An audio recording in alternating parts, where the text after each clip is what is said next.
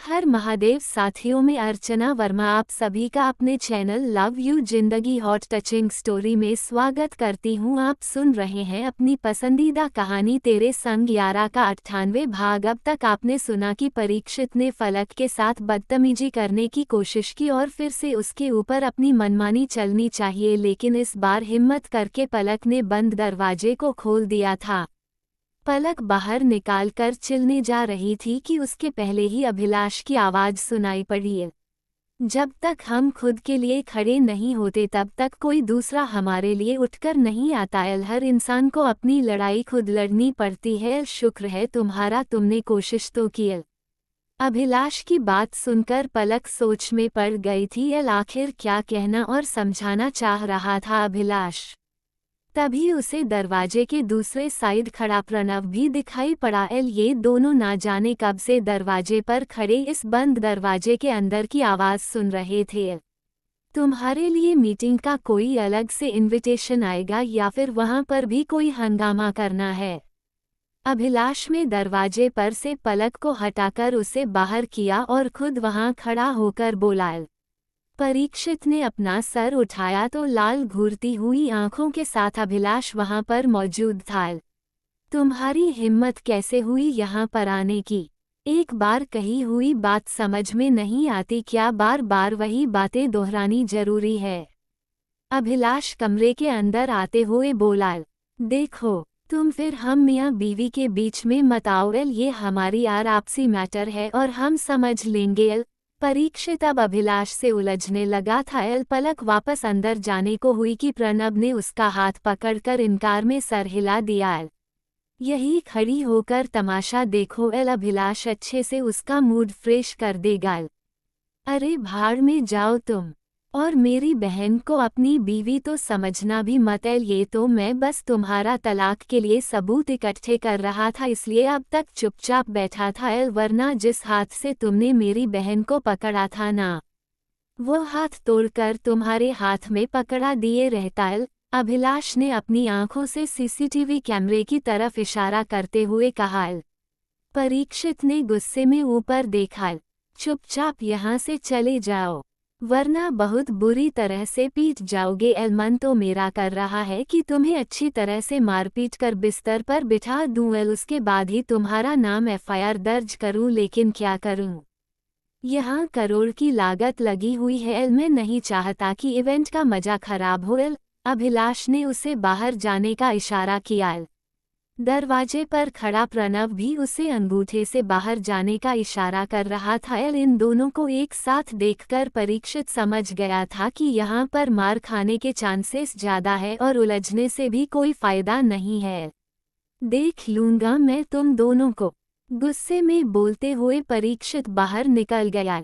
बचपन से ही देखता आ रहा है, अब क्या बुढ़ापे में आंखों पर नज़र का चश्मा लगाकर देखेगा?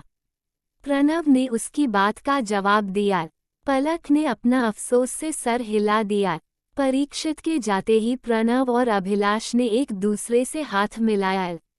थैंक यू प्रणव, तुम्हारी मदद के बिना यह संभव नहीं होता। बहुत कुछ इस कमीने ने अपने मुंह से कबूल लिया है, इसमें थैंक यू की कौन सी बात है?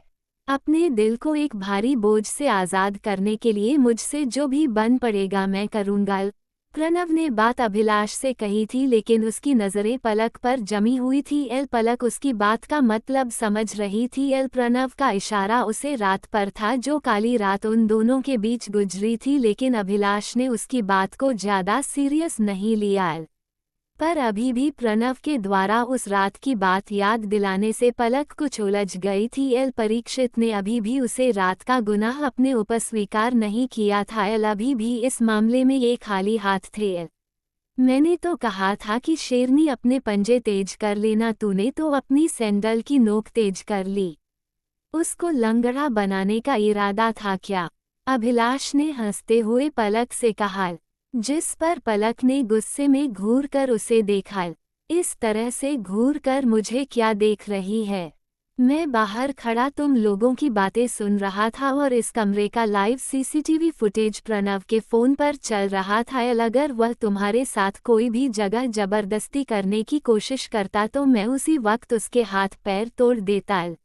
लेकिन तूने इसका मुझे मौका ही नहीं दिया। इस बार खुद उसे सबक सिखा दिया। वैसे भी अपने पूज्य पिताजी की आज्ञा है कि परीक्षित के खिलाफ सबूत इकट्ठे किए जाए ताकि तेरी आज़ादी में कोई पत्थर ना अटके, और अब मैं इसमें कोई लापरवाही नहीं चाहता। इस इवेंट के खत्म होते होते तेरी आज़ादी के परवान पर इस परीक्षित के दस्तखत मैं ले ही लूँगा। फिर एक ज़बरदस्त सेलिब्रेशन की पार्टी करेंगे जिसका खर्चा तू अपनी सैलरी से देगी। अभिलाष बाहर निकाल कर जाने को हुआ, लेकिन पलक उसकी बातों को समझकर झूठे गुस्से से उसकी तरफ घूर कर देख रही थी। बड़ा आए मुझे खर्चा लेने वाले, अपनी सैलरी का हिसाब तो देते नहीं, मुझे मेरी सैलरी मांगने चले आए। पलक अपने मुंह में बोली, पर मुझे ऐसा क्यों लग रहा है कि आप इस इवेंट की आड़ में कुछ और कर रहे हैं। पलक ने जाते हुए अभिलाष के पीछे से कहा। अभिलाष पीछे मुड़ा और अपने दांत दिखाते हुए बोला, जितनी जासूसी तुम मेरी करती है ना, अगर उतना अपने इस एक्स हस्बैंड की रहती तो पक्का मताहारी के बाद तेरा ही नाम था। ये कौन है? पलक नहीं समझ पाई थी। बिजनेसमैन के साथ रहते रहते तेरा भी दिमाग अब केवल प्रॉफिट लॉस और क्रेडिट डेबिट में लगने लगा है। जरा बिजनेस स्टडी की बुक छोड़कर जनरल नॉलेज भी मजबूत कर ले। अभिलाष ने कुछ प्यार से कुछ शरारत से पलक के सर पर टैप मारते हुए कहा और बाहर निकल गया। अब प्रणव और पलक केवल कमरे में बचे थे। बहुत सफाई से ये इस बार बचकर निकल गया। प्रणव ने अफसोस से कहा। पलक समझ गई कि उसकी तरह प्रणव को भी परीक्षित पर ही शक है, लेकिन अभी तक इस शक का कोई पुख्ता सबूत उनके हाथ नहीं लगा था जिस पर कि यकीन किया जा सके। खैर, कब तक बचेगा? बकरे की माँ कितने दिन खैर मनाएगी? इस इवेंट के खत्म होने दो, मैं भी अपनी बेगुनाही तुम्हारे सामने जाहिर करके रहूंगा। प्रणव ने पलक की आंखों में देखते हुए कहा। बेकसूर नहीं है कोई इस जमाने में, बस सबके गुनाह उजागर नहीं होते। आगे की कहानी जानने के लिए बनी रहे अगले भाग तक। तब तक के लिए वीडियो को लाइक और चैनल को सब्सक्राइब करना मत भूलिएगा। खुश रहिए, स्वस्थ रहिए, मस्त रहिए, हंसते रहिए, खेलते रहिए। यही YouTube पर मिलते रहिए। मिलते हैं अगले भाग के साथ। हर हर महादेव देव।